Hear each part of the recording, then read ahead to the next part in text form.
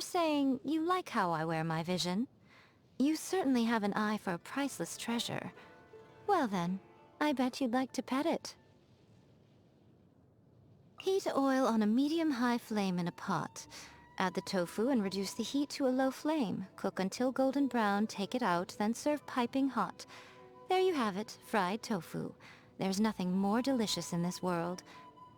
Well, I've told you how to make it, have I not? Why are you still standing there? Locking herself away in the plane of euthymia when she clearly wants to be out.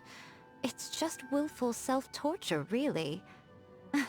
On the other hand, it's also rather stubborn but cute, don't you think? The Yashiro rascal. He's always been an unpredictable one, even as a child. Don't be taken in by his warm smile.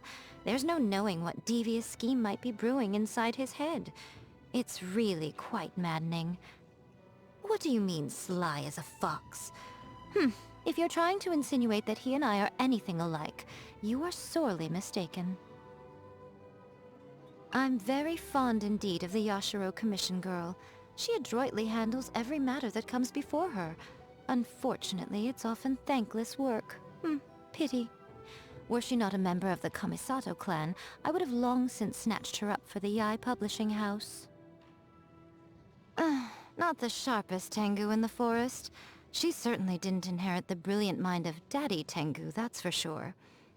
How shall I put this? I suppose being blunt and dispensing with tact has its own advantages. But I do hope that the next time she visits the shrine, she keeps to herself.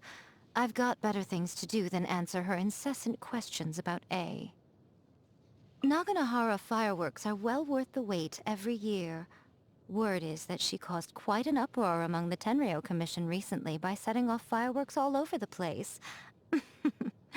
I'm sure the members of the Kujou clan must have turned purple with rage. A pity I couldn't be there to see it for myself. Now that you mention it, it's been a while since I last saw Ganyu. Before the Sakoku decree came into effect, the two of us would often meet to discuss bilateral relations between our two nations. I always found her quite reliable. The next time you go to Liyue, take her some more fresh sea Ganoderma for me. These divine priestesses seem to be getting cuter every generation. I wonder how she looks performing the dance of divine peace.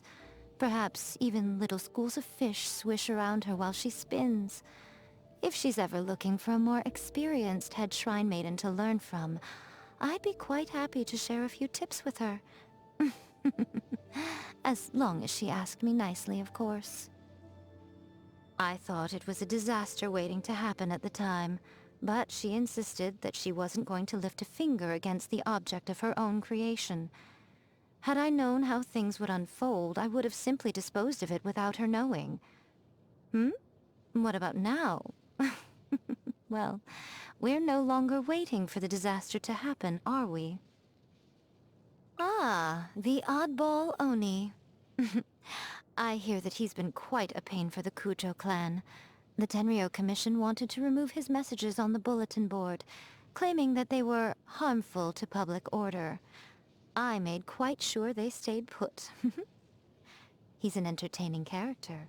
You don't often see Oni like him in this day and age.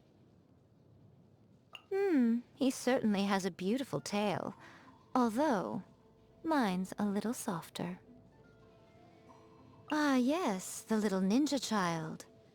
If there's one thing she can do, it's stay hidden. Kano Nana constantly complains to me about it.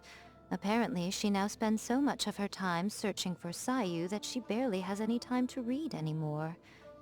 If you ask me, I'd say that Sayu has a secret ally who is helping her hide all the time. I've heard a lot about Miyuki's little sister. Quite the character, I'm told. Although she comes from a family of shrine maidens, she's gone her own way in life. Tried her hand at many different trades, studied abroad in Liyue, even ended up joining the Arataki gang. Fascinating girl. Maybe I should have Miyuki introduce me. Yes, that'll work.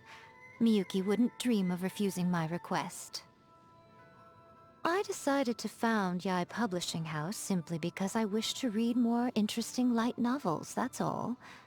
But it turns out that seeing frazzled authors scraping the bottom of the barrel in a desperate attempt to get their novels finished is where the real amusement comes from. You wouldn't believe some of the excuses they come up with when they're trying to get a deadline extension. Oh, so much more creative than the novels themselves.